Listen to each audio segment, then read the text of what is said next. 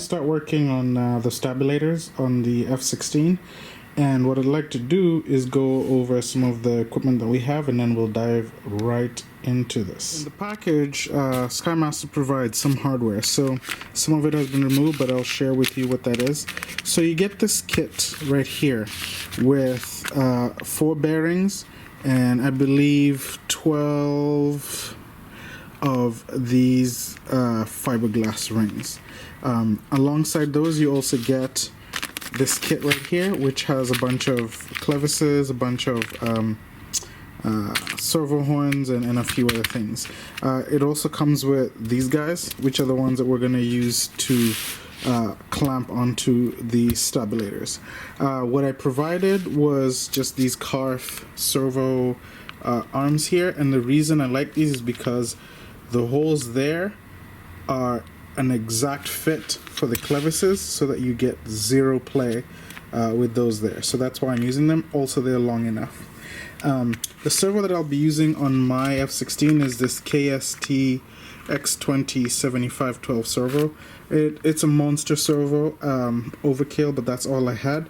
This is, I believe, a 72 or 82 kilogram servo, and that's what we're going to be using. The other thing I want to point out here is that the turnbuckles that are provided are, from what I've seen, because I've attempted to put this in place, exact length. So I didn't have to mess with this. I just tightened the clevises as far down as they would go. Use Loctite because I don't intend them to move, and that's it. So with that being said, let's go on to the first order of business.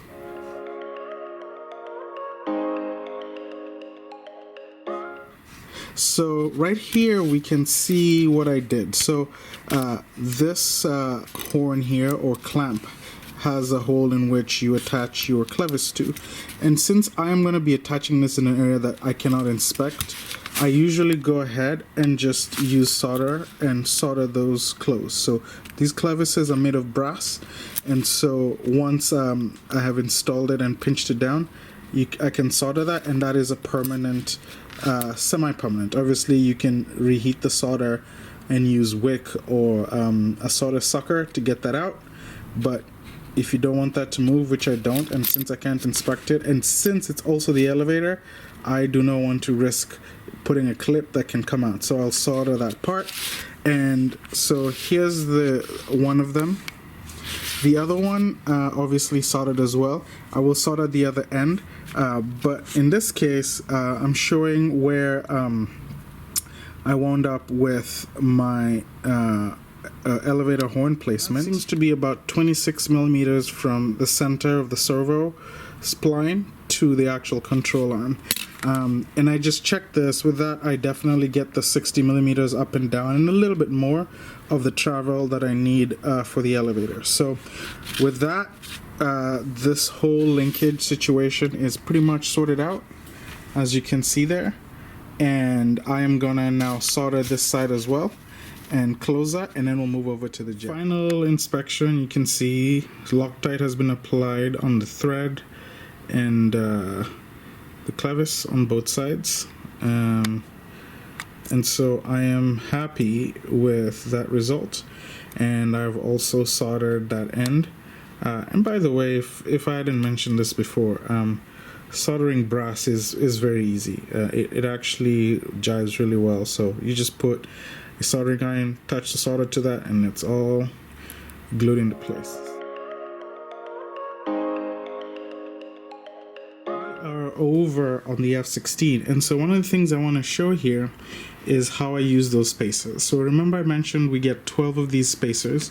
These are fiberglass spacers, and from what I've seen, it takes about 6 on each side. So I get 3 installed between the fuselage and the stabilator, and obviously that goes on the shaft. And the reason for that is when this is pushed all the way in, I still want some clearance to clear the air. See, that is a very, very tight tolerance there. So I found that with 3, that gave me a little bit of a breather. Obviously, I'm gonna have to open the air brakes and make sure that they clear once it's installed. But I'm pretty confident that room there is going to be sufficient, because as the surface moves up, it moves out of the way of the air brakes, because these are at an angle like that.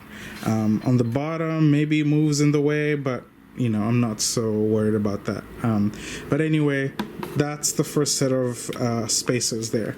Now the second set of spacers goes in here, and what I've done here is, remember we got those 12 spacers but a bearing. So what I looked and found out is that when this is fully installed, at least at this point, I'll have to check obviously, there was just enough room between the flat spot here, you can see that's flat spotted, and the end of it, that adding that bearing and then the other 3 washers completely removed that, so that now the clamp can mount all the way on the end of this rod here and be connected to the servo. Now, but it's not the hardest. So I started by screwing in these 2 using wood screws, and these are number 3 by I believe 5/8 screws that I get from RTL Fasteners, and just using a wrench going from this angle and just screw them in. The ones that are a little bit trickier are the ones on the opposite end of the servo, so these are pretty easy. So I started with those 2, and the other ones on the other side of the servo were a little bit tricky, but it's doable. We are going to just get this in place sort of like that, and the way this wants to sit is sort of, you can see how the protrusion faces towards the back side of the jet. So that's how the surface wants to sit. So you can see that we need to clamp that down pretty well. So these 4 screws here, I'm going to take them out one at a time. We're going to apply Loctite to all of them, and then we're going to cinch them down in place before we go ahead and then install our servo arm onto the servo. So we're going to take these out one at a time, and we're going to Loctite them. I like to put a nice heavy bead of Loctite in there and reinstall these guys. Okay. So we've applied Loctite to all 4, and that is a really important step that you need in order to make sure everything is not going to move. So we really don't want, once this is cinched down, we really don't want this to rotate in that clamp.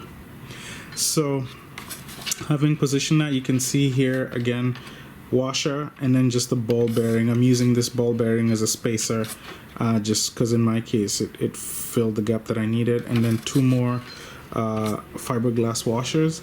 Now we're gonna push the surface in and tighten everything down. Okay, so now we're just gonna I'm gonna loosen this again just a little bit so I can move this in. Now we're gonna just make sure that that has been moved in all the way, and then line up the flat spot in the back and just tighten this for good. Off the servo just to show what the mounting looks like, and as you can see there's a lot of wood supporting or backing up where the servo screws will go.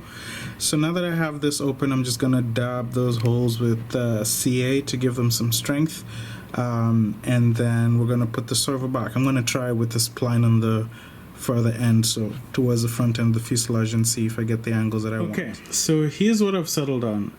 I initially had tried this servo with the spline towards the back, and what happened was it just caused the my linkage and my servo arm here to sit at a bit of an angle forward, like that, in the neutral position, which I didn't like. And that told me that, well, basically the length of this turnbuckle or this linkage was such that if I move the spline from this side to the other side, it would be a much better fit. So that's what I did, and so now I like the fit better. It's very hard to tell from the manual, but it looks like in the manual as well, it is mounted, this mechanism is mounted with the spline towards the front of the aircraft. Honestly, I think either way will work, but I think because this gives me a little bit of a more square angle in the neutral position, that's what I'm gonna go with. So let me mount that and show you exactly what I mean. Right. And just like that, I think we have figured out our elevator or stabilator setup. So I have it plugged in here, and we're gonna move it around and see how stable it is. So that feels pretty smooth. Play. Oh yeah, not much play. This is moving the entire airframe, and that is exactly what you want. So these have to be absolutely tight, and this has to be pushed up against the washers and spaces in here to make sure that this cannot move laterally like that. So, and it's a very tight fit. It's looking pretty good, and there we go, and we get all the throw that we need. Manual calls for 60. I think with this setup, between 1,000 ppm and 2,000, we get definitely a little bit over 60, so we have plenty for what we need right here. Finally, I'm just doing the due diligence to make sure that when my air brake is fully deployed, that I don't have any interference, and you can see that for the entire range of motion of my stabilator, I have no interference. So again, that is why we need those 3 spaces in there. And now that I'm happy with this, I'm going to replicate this system on the other side of the wing.